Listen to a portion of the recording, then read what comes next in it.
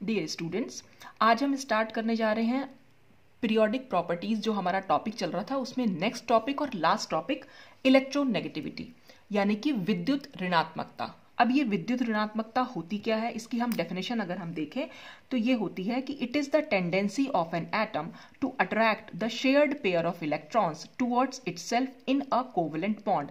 यानी कि एक कोवेलेंट बॉन्ड में जो शेयर्ड पेयर के इलेक्ट्रॉन्स होते हैं उनको अपनी तरफ खींचने की जो प्रवृत्ति होती है किसी एटम की, बस उसी को हम बोल देते हैं इलेक्ट्रोनेगेटिविटी और इसको रिप्रेजेंट करते हैं हम काई से।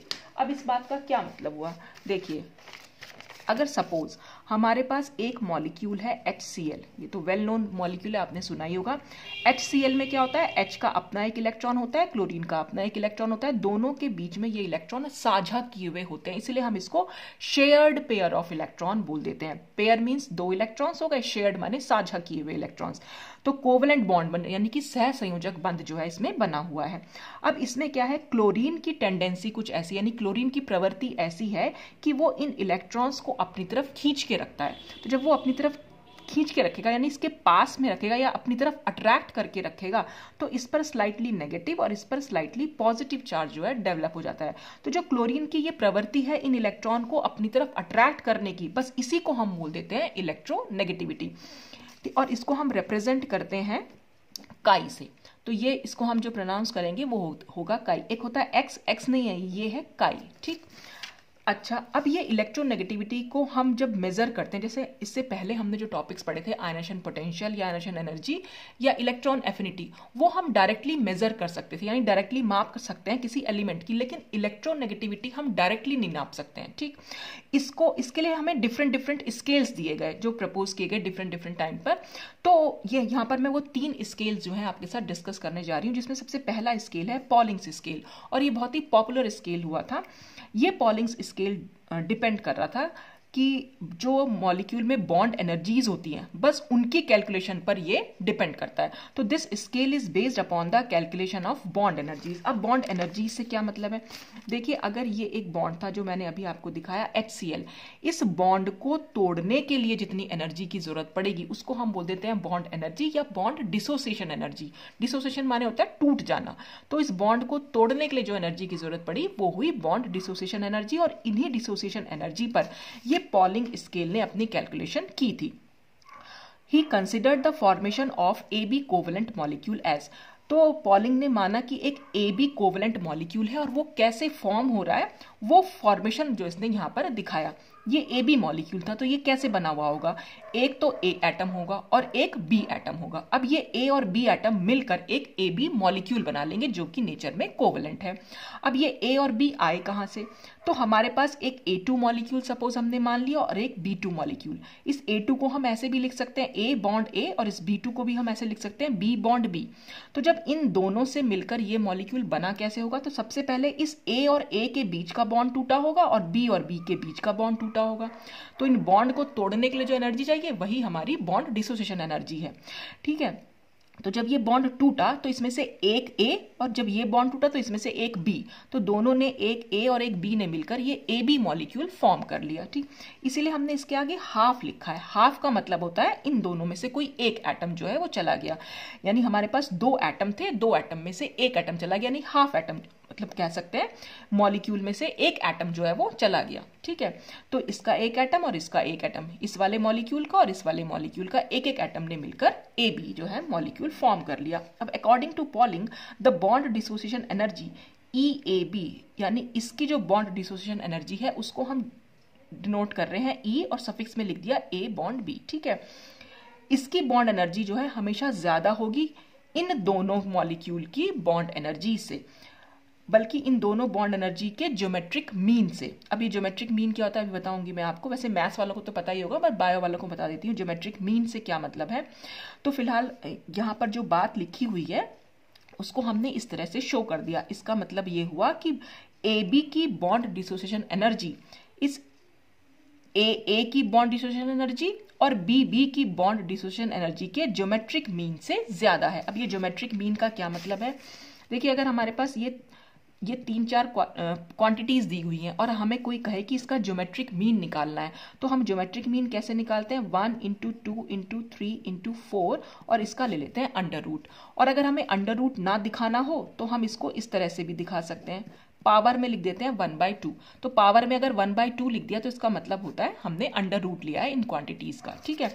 तो ये होता है ज्योमेट्रिक मीन। तो यहाँ पर भी यही किया गया है कि इसका जो ये मॉलिक्यूल था, A2 मॉलिक्यूल था, उसकी बॉन्ड डिस्ट्रीब्यूशन एनर्जी यहाँ लिखी, मल्टीप्लाई बाय जो B2 मॉलिक्यूल था उसकी बॉन्ड डिस्ट्रीब्यूशन एनर्जी और इनका ज्योमेट्रिक मीन पावर में हमने 1/2 लिख दिया। तो इस क्वांटिटी से ज्यादा होती है इसकी बॉन्ड डिस्ट्रीब्यूशन एनर्जी। तो जब ये ज्यादा है और ये कम है तो हम इसमें से इसको माइनस करके एक नई टर्म जो है ला सकते हैं। तो सबसे पहले आप इसका स्क्रीनशॉट ले लीजिए, फिर मैं पेज दूसरा आपको बताऊंगी।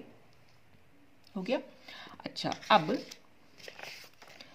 तो हमने अभी अभी ये कहा कि ये वैल्यू ज्यादा है और ये वैल्यू कम है, तो इसमें से जब हम इसको माइनस करेंगे तो हमारे पास एक नई टर्म आ जाएगी डेल्टा ई।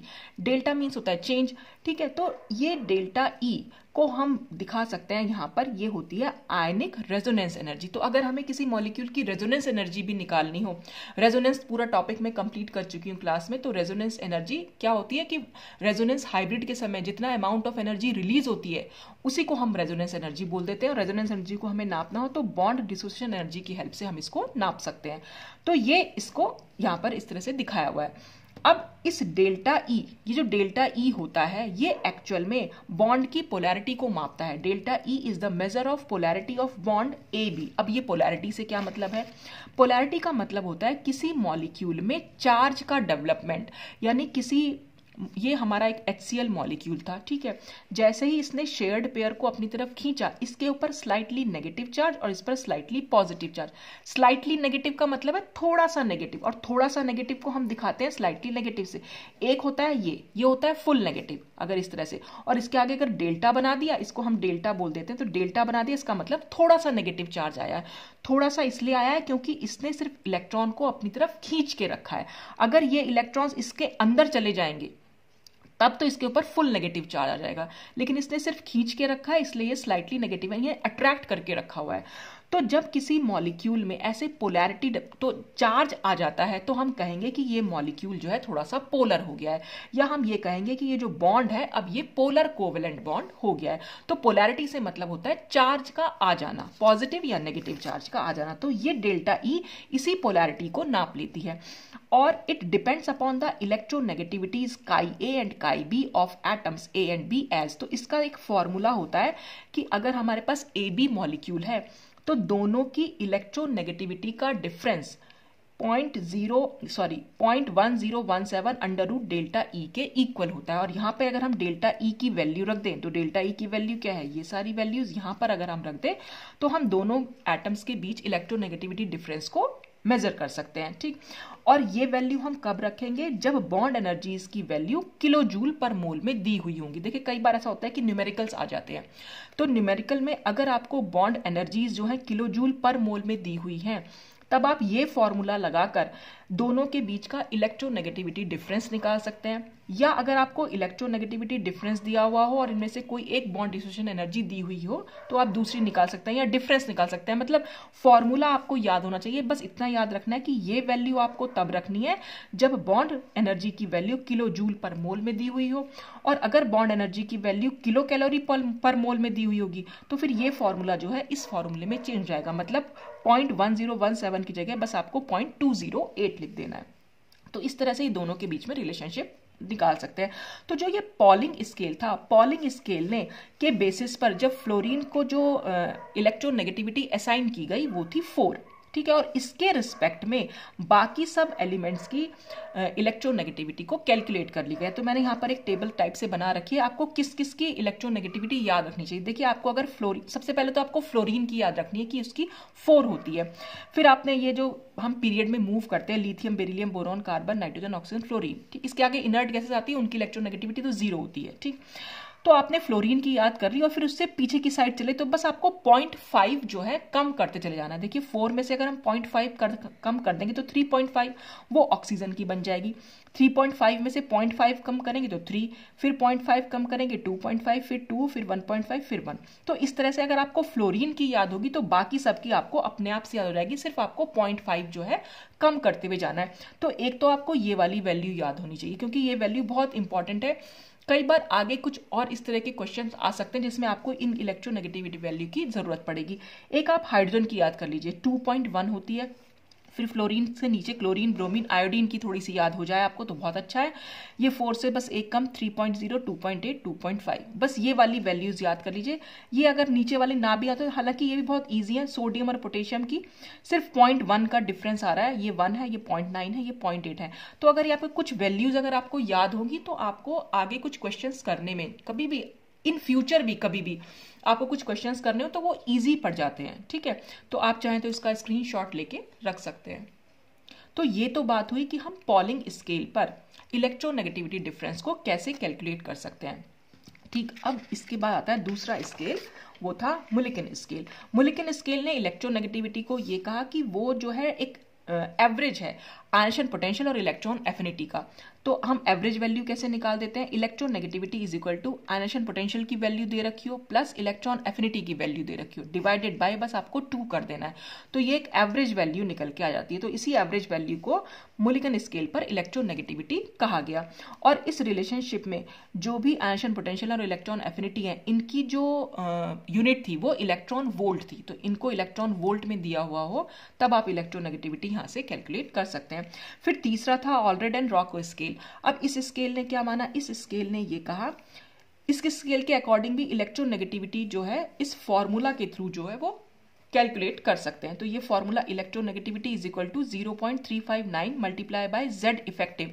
यहाँ पर जेड इफेक्टिव हम कैसे निकालेंगे, जो हम स्लेटर्स रूल के अकॉर्डिंग कैलकुलेट करते हैं। स्लेटर्स रूल मैं आपको प्रीवियस वीडियोज में बता चुकी हूँ, तो अगर आपने वो वीडियो नहीं देखे तो पहले आप वो वीडियो देखिएगा कैसे हम स्लेटर्स रूल की हेल्प से जेड इफेक्टिव निकालते हैं। और आर यहाँ पर क्या है, आर है covalent radius of element in angstrom.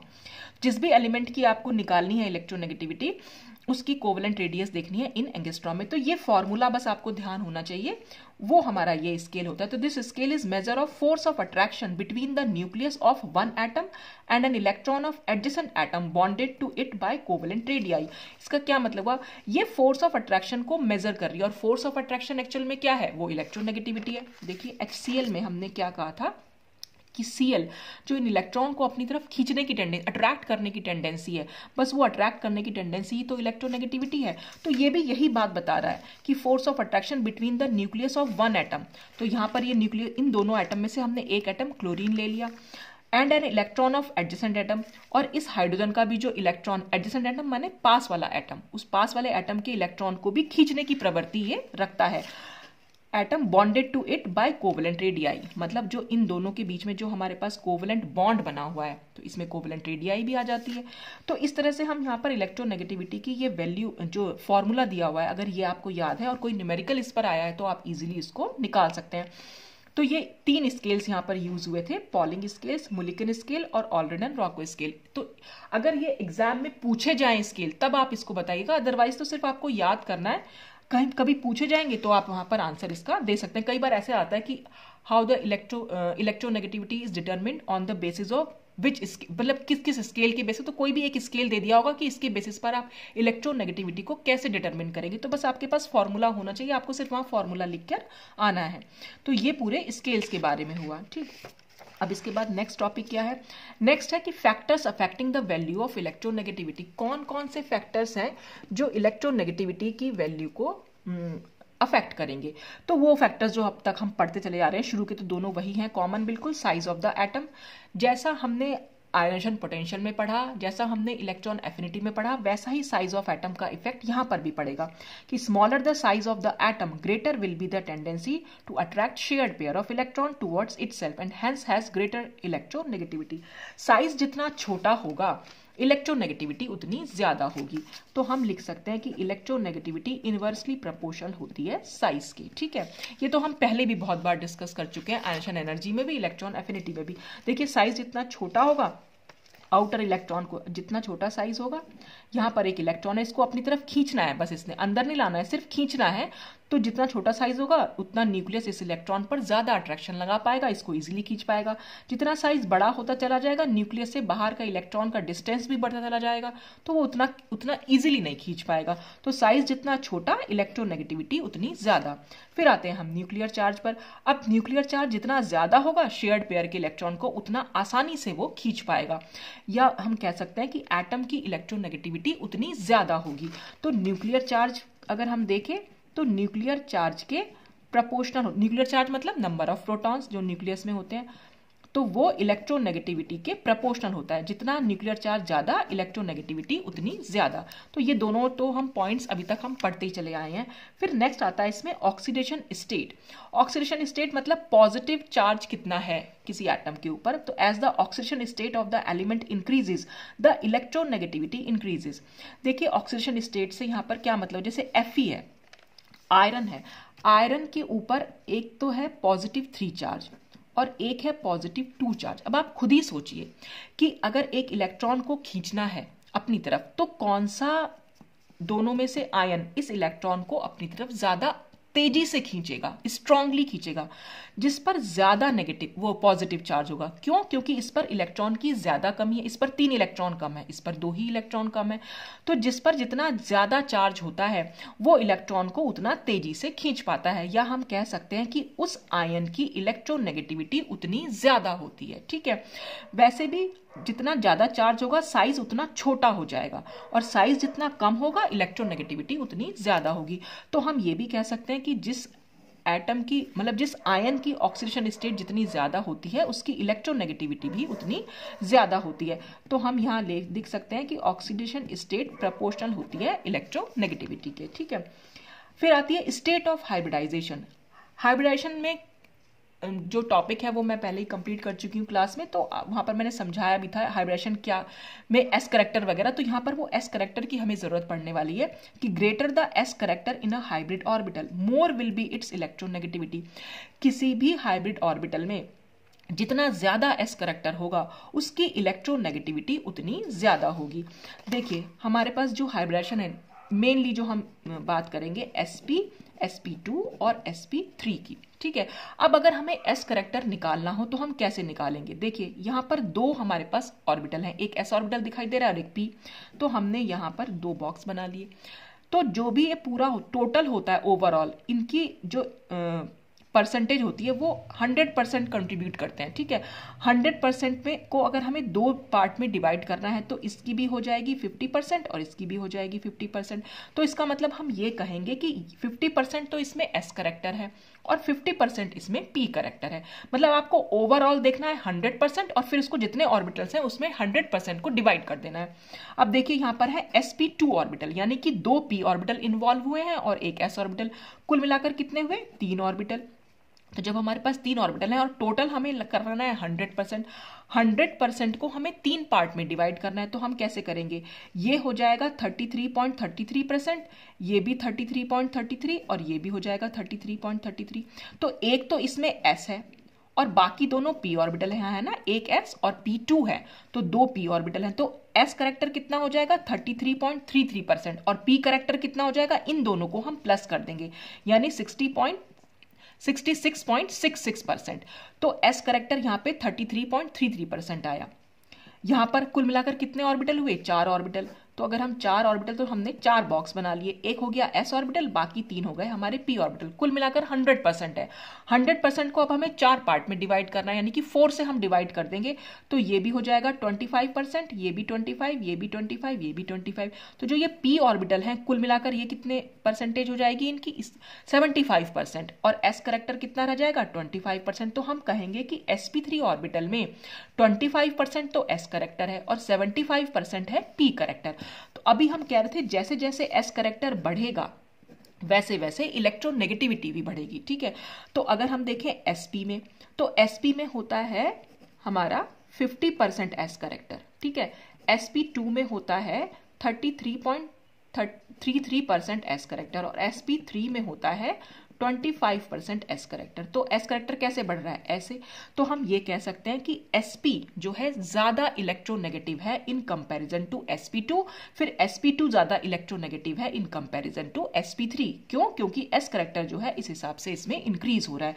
तो एस करेक्टर आपको निकालना आना चाहिए, बस वो बहुत ईजी होता है, वो मैंने समझा भी दिया। ओवरऑल आपको 100 करना है, जितने भी ऑर्बिटल्स आपको दिखाई दे रहे हैं बस उतने से उसको 100 को आप डिवाइड कर दीजिए, तो आपके पास जो है हर ऑर्बिटल का निकल के आ जाएगा परसेंटेज उसकी। ठीक है, तो यही बात यहाँ पर लिखी हुई भी है कि for example sp hybridize carbon, अगर कोई sp हाइब्रिडाइज कार्बन है is more electronegative than sp2 which in turn more electronegative than sp3 hybridize carbon. जो sp हाइब्रिडाइज कार्बन होगा वो ज्यादा इलेक्ट्रोनेगेटिव होगा इन कंपैरिजन टू sp2, और जो sp2 कार्बन होगा वो ज्यादा इलेक्ट्रोनेगेटिव होगा इन कंपैरिजन टू sp3, क्योंकि इनके अंदर s करेक्टर sp में सबसे ज्यादा होता है, फिर sp2 में होता है और सबसे कम होता है sp3 में।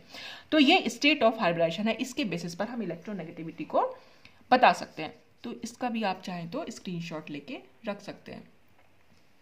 अच्छा, अब हम आते हैं नेक्स्ट, हमारी क्या है factor? Nature of the substituent attach to the atom. अब सब्स्टिट्यूएंट्स माने जो साथ में जुड़े हुए समूह होते हैं। ठीक है, किसी जैसे यहां पर है, अगर हमें ये एक मॉलिक्यूल है, जैसे मैं आपको यहां समझा दे रही हूं, हमने लिया एक मॉलिक्यूल ये CF3I। ठीक है, एक मॉलिक्यूल हमने लिया CH3I।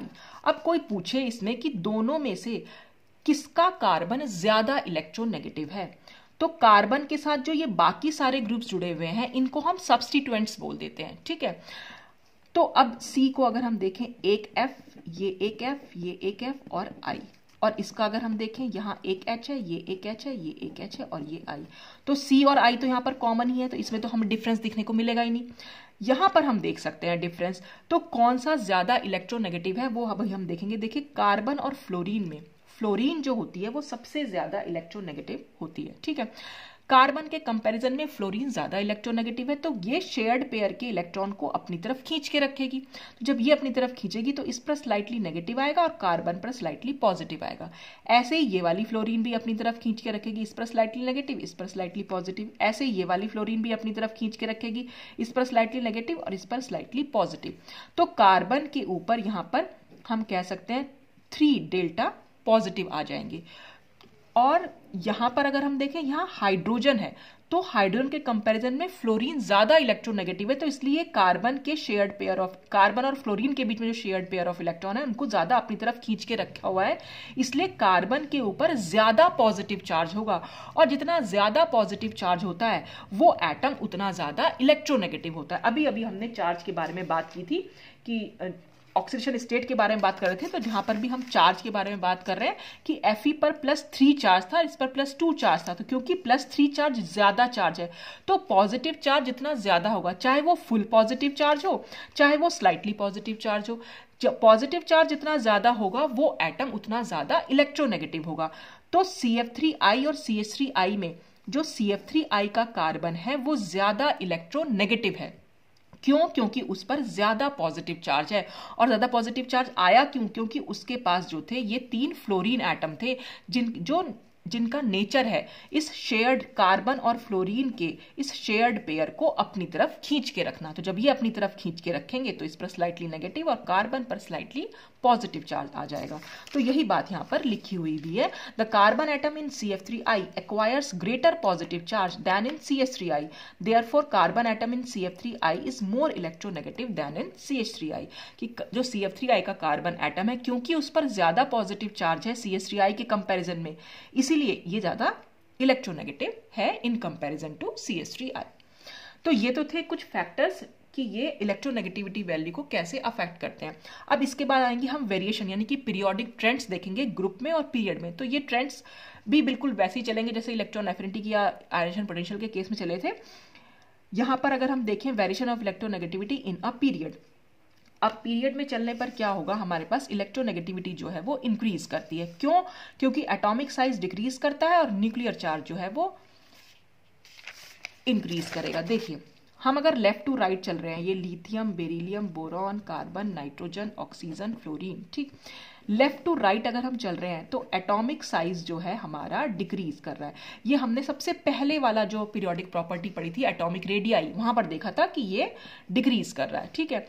और न्यूक्लियर चार्ज क्या था, नंबर ऑफ प्रोटॉन्स, वो इंक्रीज कर रहे थे।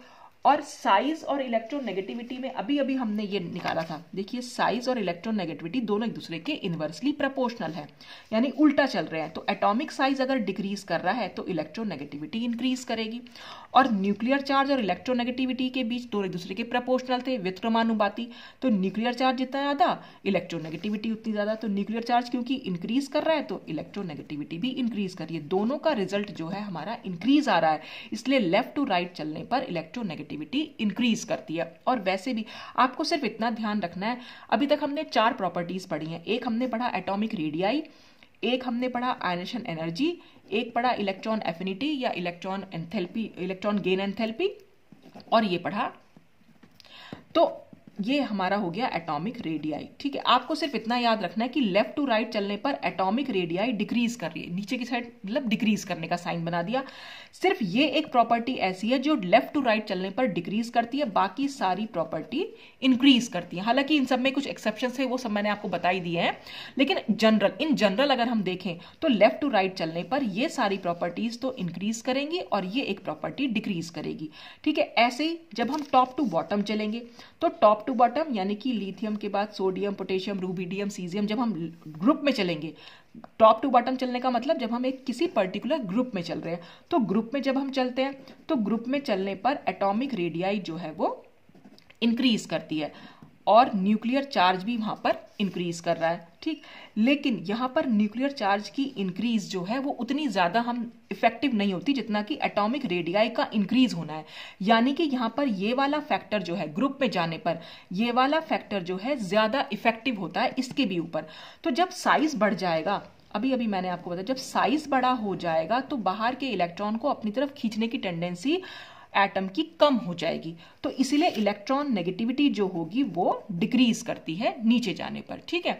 तो टॉप टू बॉटम हम चलेंगे तो यही यहां पर लिखा हुआ है कि in general the electronegativity decreases in a group from top to bottom. This is because in a group the atomic size increases, क्योंकि एटॉमिक साइज इंक्रीज कर रहा है तो क्या हो रहा है, therefore the distance between the nucleus and the electron, जो न्यूक्लियस और इलेक्ट्रॉन के बीच का डिस्टेंस है वो बड़ा होता जा रहा है, इंक्रीज कर रहा है। Hence the nuclear attraction on electron decreases, क्योंकि ये डिस्टेंस बढ़ रहा है इसलिए इस न्यूक्लियस का इस इलेक्ट्रॉन पर अट्रैक्शन जो है वो घट रहा है।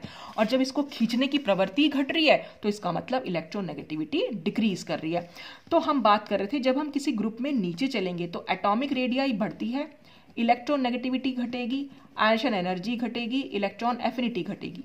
तो सिर्फ ये वाली आपको प्रॉपर्टी अगर याद रहे एटॉमिक रेडियाई की, एक चीज आप याद कर लीजिए कि लेफ्ट टू राइट चलेंगे तो एटॉमिक रेडियाई घटती है, बाकी तीनों चीजें जो हमने डिस्कस की वो बढ़ेंगी।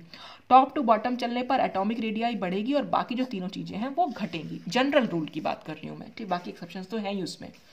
अच्छा, फिर इसमें एक चीज आप ध्यान रख लीजिएगा कि fluorine is most electronegative atom. अब फ्लोरीन मोस्ट इलेक्ट्रोनेगेटिव एटम है और सीजियम जो है वो लीस्ट इलेक्ट्रोनेगेटिव एलिमेंट है। कैसे? क्योंकि जब हम लेफ्ट टू राइट चल रहे थे तो इलेक्ट्रोनेगेटिविटी हमारी इंक्रीज कर रही थी, तो इसकी थोड़ी कम होगी, इसकी थोड़ी ज्यादा, फिर ज्यादा, फिर ज्यादा, फिर इसकी सबसे ज्यादा हो जाएगी। तो फ्लोरीन की सबसे ज्यादा होती है।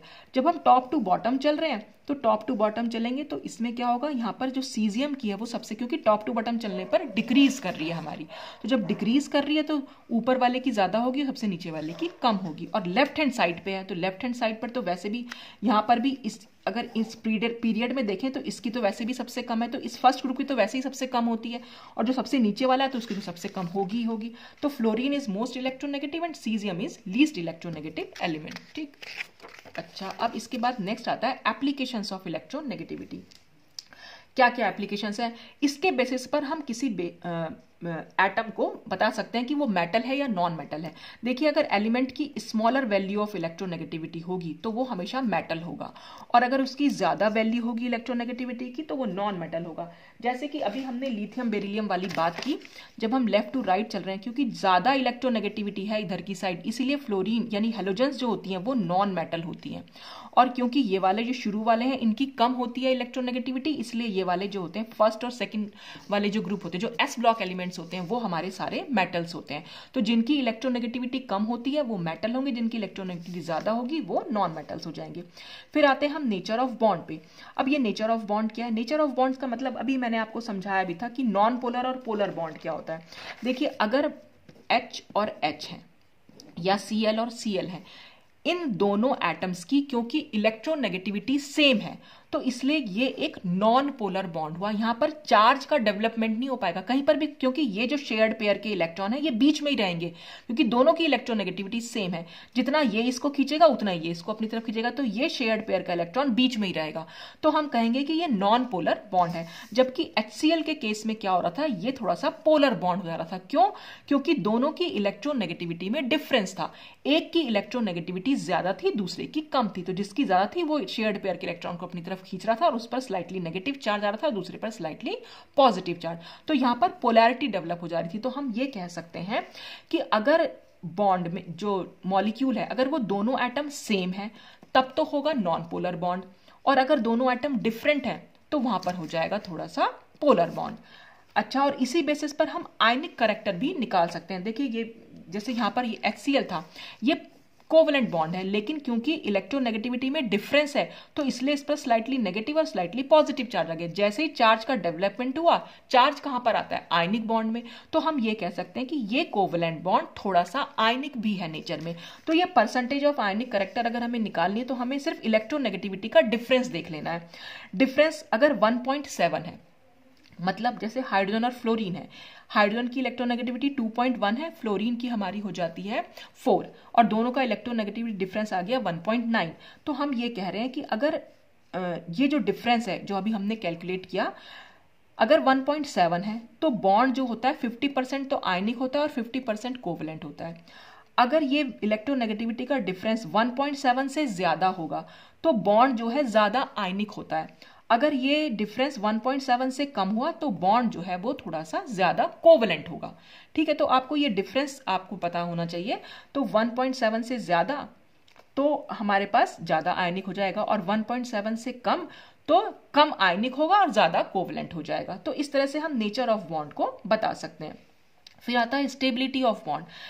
इलेक्ट्रोनेगेटिविटी का डिफरेंस दोनों एटम्स के बीच में जितना ज्यादा होता है, बॉन्ड जो है उतना ज्यादा स्टेबल होता है, यानी बहुत ज्यादा स्ट्रॉन्ग बॉन्ड होता है। जैसे HF, HCl, HBr, HI में अगर हम कंपैरिजन करें, HF का बॉन्ड जो है वो ज्यादा स्ट्रॉन्ग बॉन्ड है।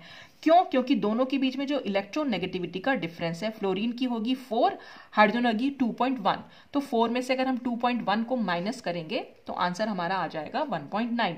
तो इस तरह से हम इलेक्ट्रोनेगेटिविटी का डिफरेंस अगर हम देखें तो ग्रुप में चल रहे हैं फ्लोरीन, क्लोरीन, ब्रोमीन, आयोडीन, तो ग्रुप में टॉप टू बॉटम चलने पर इलेक्ट्रोनेगेटिविटी का डिफरेंस भी डिक्रीज कर रहा है। तो हम कह सकते हैं कि बॉन्ड की स्ट्रेंथ भी जो है वो डिक्रीज कर रही है। ये सबसे ज्यादा स्ट्रॉन्ग बॉन्ड है और ये हमारा लीस्ट स्ट्रॉन्ग, मतलब सबसे ज्यादा ये सबसे वीक बॉन्ड है। ठीक है, तो इस तरह से हम स्टेबिलिटी ऑफ बॉन्ड के बारे में बता सकते हैं कि ये बॉन्ड ज्यादा स्टेबल है और वो लीस्ट स्टेबल है। तो ये सब कुछ था इलेक्ट्रोनेगेटिविटी के बारे में। अब ये अच्छा, अगर आपने मैं भूल गई शायद, इसका अगर आपने स्क्रीनशॉट नहीं लिया है तो आप ले सकते हैं इसका स्क्रीनशॉट। इससे पहले तो शायद सबका मैंने दिलवा दिया था इस तरह से।